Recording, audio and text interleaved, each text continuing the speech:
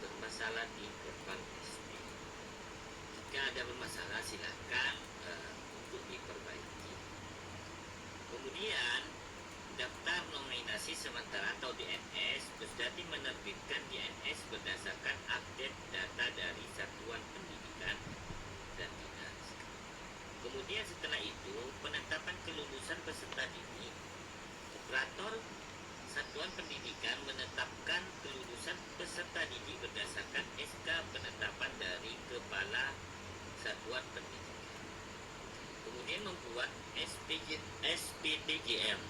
Operator Satuan Pendidikan mengunggah SPTGM yang akan disetujui oleh dinas atau kantor Kemenang.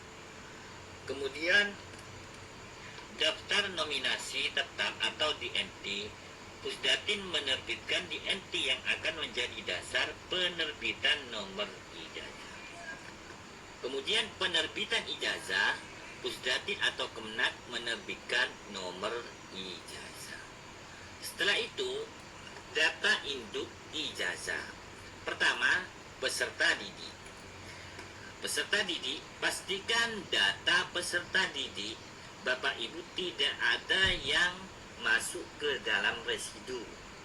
Kemudian, pastikan juga data peserta didik yang berada di Verval PD itu sudah sesuai semua, baik data KK, baik data ijazah sebelumnya jika punya, dan dokumen-dokumen yang lain.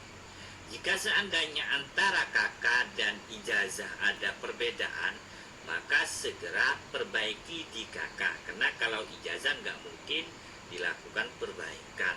Itu ijazah sebelumnya, maka yang mengalah itu KK-nya. Jadi namanya atau tanggal lahirnya ada kesalahan, silakan diperbaiki ke Dispenduk. Kemudian kepala sekolah. Kepala sekolah, pastikan kepala sekolah di ijazah tidak terjadi ganda. Kalau seperti ini ganda, ketika diklik bintang maka akan muncul ganda dengan ada keterangan ganda. Apakah ganda itu dengan dirinya sendiri atau ganda dengan orang lain? Artinya mungkin kepala sekolah bintang, maka kepala sekolah di ijazah mungkin dilakukan perbaikan. Kepala sekolah, pastikan kepala sekolah di ijazah tidak terjadi ganda. Kalau seperti ini ganda, ketika diklik bintang maka akan muncul ganda.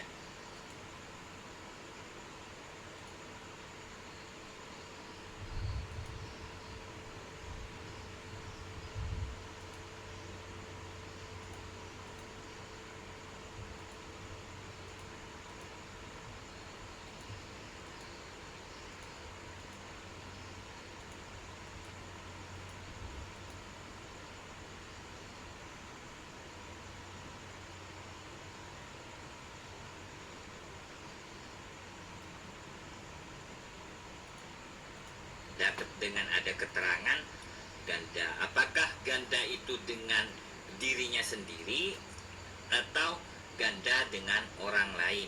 Artinya mungkin kepala sekolah yang lama masih posisinya statusnya kepala sekolah di Verval PTK. Kalau ganda di sini berarti di Verval PTK-nya Bapak Ibu silakan cek. Pasti datanya Bapak Ibu itu ganda. Nah, untuk memperbaiki, pastikan di EMIS tidak ada permasalahan, mungkin datanya tidak ganda, pastikan tidak ganda. Kemudian kalau yang ganda dengan kepala sekolah sebelumnya, pastikan tugasnya di kepala sekolah sebelumnya bukan kepala sekolah. Nanti akan terupdate ke ijazah.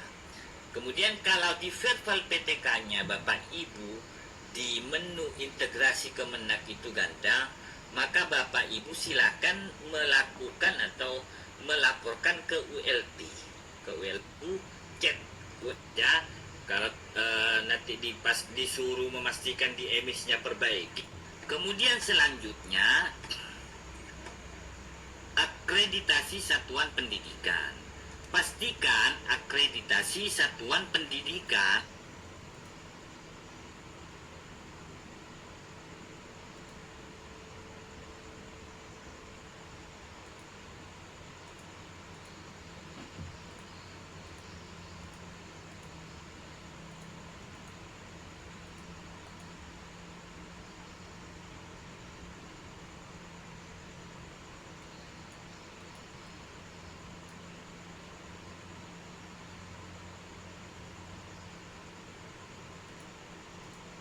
itu ada di ijazah.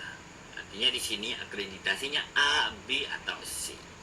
Kalau tidak ada, segera Bapak Ibu lapor ke Ban SM agar akreditasinya bisa muncul ke ijazah. Kalau tidak punya link, Bapak Ibu bisa menghubungi admin kabupaten untuk meminta bantuan menyampaikan ke Ban SM. Selanjutnya, nomenklatur satuan pendidikan. Nomenklatur satuan pendidikan Bapak Ibu bisa cek atau perbaiki di Verval SP. Di vervalspdata.kemendikbud.go.id. Pasti